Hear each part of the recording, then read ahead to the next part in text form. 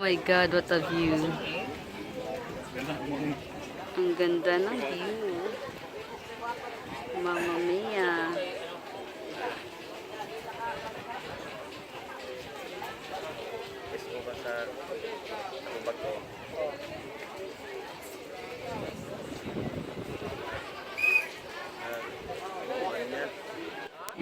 Alam nyo, kung may lugar man akong dapat na balikan or gusto kong mag-staycation, ito yun.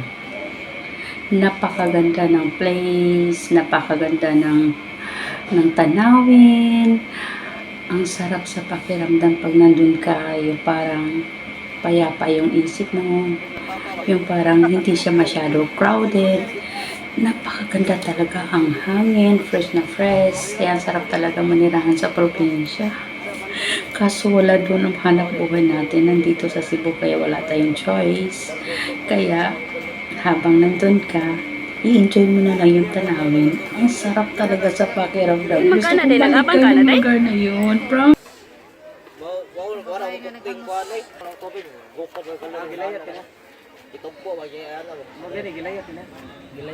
Baga, ginagawa ko lahat para maging safety yung anak ko. Kumbaga, gusto ko siyang lumaki na maayos. Yung parang na okay yung paglaki na hindi siya bastos or masyado siya pero kahit na gaano protektan mo sa anak mo, kahit gaano pa yung parang gusto mo siyang yan, 24 hours talagang hahanap pa rin talaga siya ng paraan para, alam mo na, ito yung nangyayari.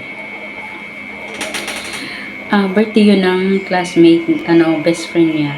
Tapos, sabi niya, isasama ko ng best friend ko. Sabi ko, paano yung tindahan?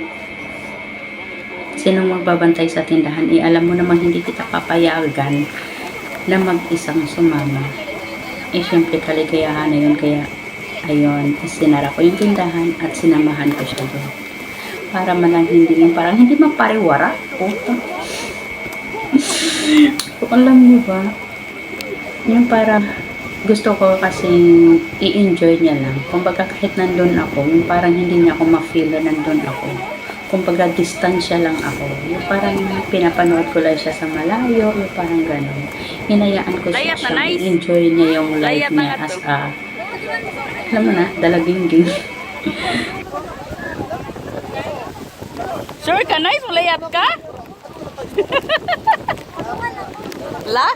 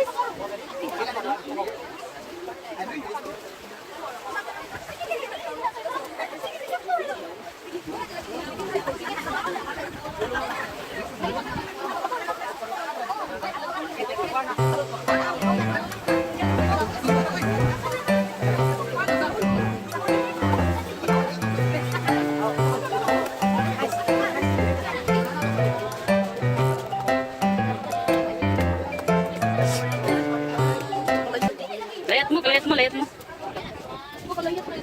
Ha? Layat, lagay, lagay,